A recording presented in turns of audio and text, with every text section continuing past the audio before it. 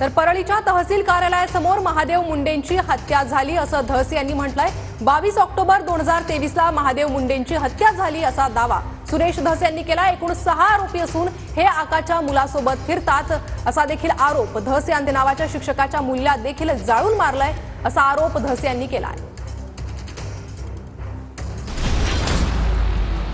महादेव मुंडे परळी तालुक्यामधील भोपळा या गावातील मूळ रहिवासी। महादेव मुंडे 2022च्या आसपास अंबेजोगाईमध्ये वास्तव्यास असल्याची माहिती आहे।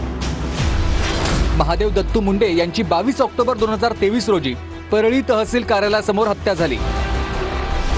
महादेव मुंडेंच्या गळ्यावर आणि गालावर धारदार शस्त्राने वार केल्याच्या जखमा होत्या। आर्थिक व्यवहारातून हा प्रकार झाल्याचा प्राथमिक अंदाज वर्तवला जातोय। महादेव मुंडेंच्या हत्या प्रकरणाचा अद्यापही तपास सुरूच आहे, मात्र अजूनही कुणालाही अटक झालेली नाही।